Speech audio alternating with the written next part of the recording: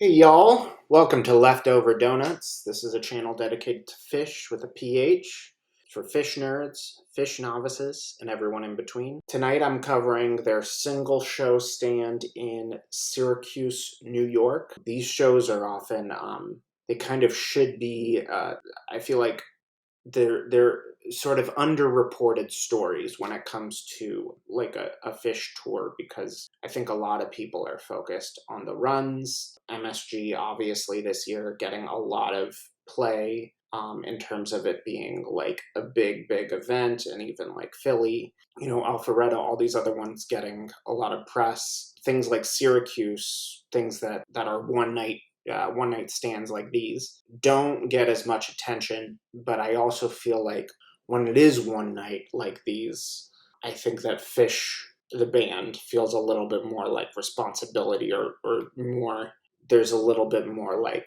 a feeling of like, we have one night here. What are we going to do with this one night? Because maybe for like the first night of Alpharetta or the first night of Philly, it's like lower stakes because they know they'll have multiple nights. But something like Syracuse, that's only one night.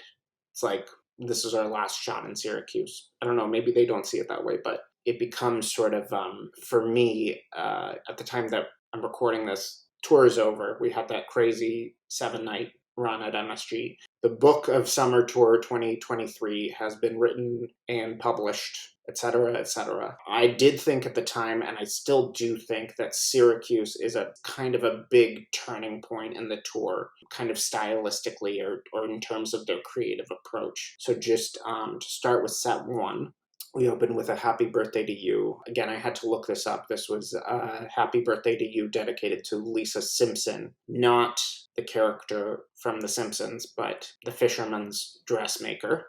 So happy birthday, Lisa. Very belated at this point for me. I hope that you will forgive me. We followed that up with a Free, then we got a Steam, and then a McGrupp, which yeah, I think this is the first one of the tour. Might have been the only one.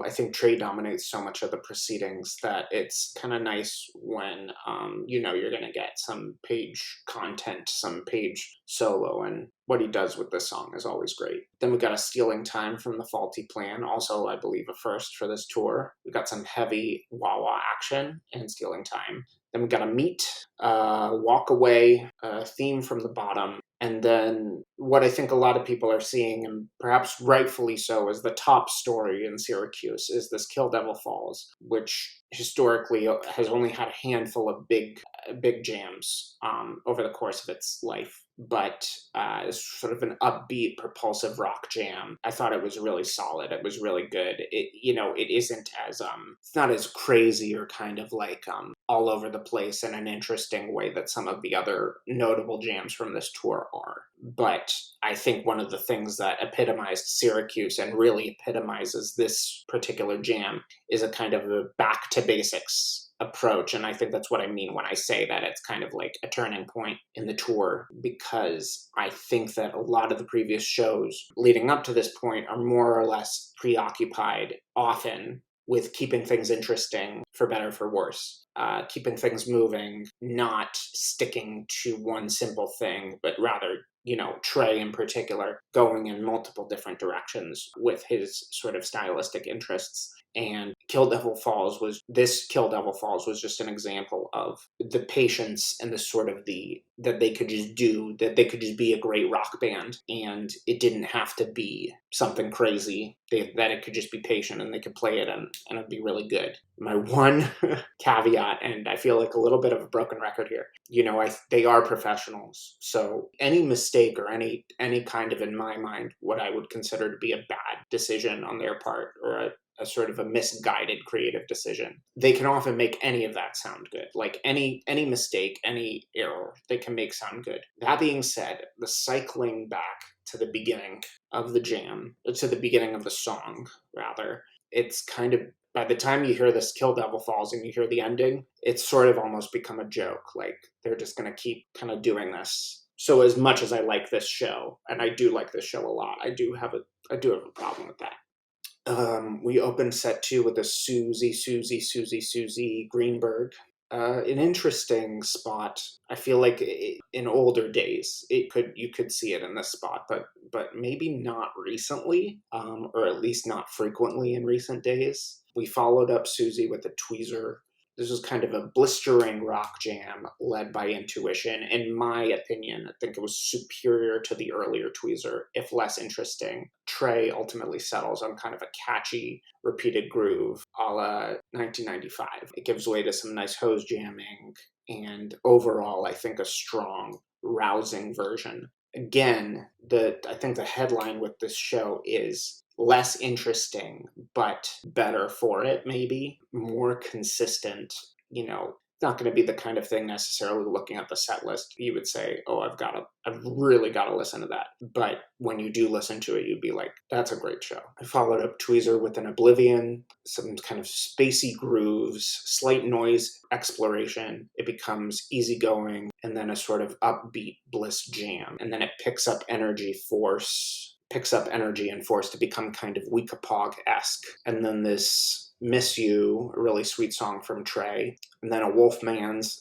This had some funky minimalism, mic heavy, like bass heavy. And then Trey kind of takes the lead on this. And then I think the overall result is it's solid type 1 barn burning stuff. And again, I think another headline for this night, fairly type 1, fairly straightforward, not one of their more out there shows, but very consistent and very good. And then closing out with the Possum.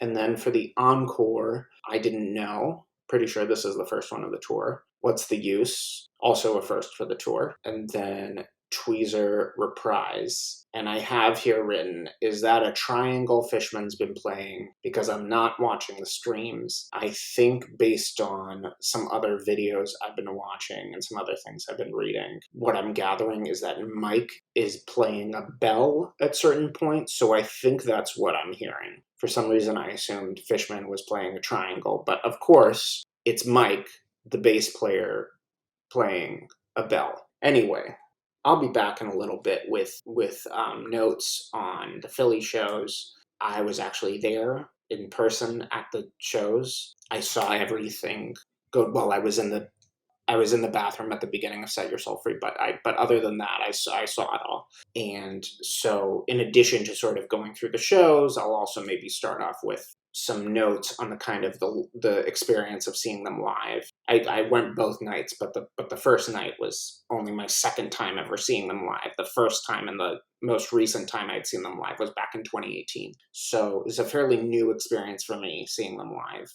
And I think that I'll talk about sort of give a review of the live experience as though I'm kind of giving like a Yelp review of a hotel or something. So you get a little bit of that, and then I'll go through the shows as usual because I did see them there, but then I listened back to the recordings again. So there were some differences, some obvious differences in the experience of seeing them versus listening to them, but also some differences in how I sort of perceive the quality of the songs between seeing them in person and hearing them out of person, by myself and alone in a room, alone. So that's it for now. I have 2 donuts. There are 2 donuts. 2 donuts walk into a bar. One says, "You're looking a little round, my friend." Anyway, moral of the story is, life is like a box of donuts, I guess. That they could all be different.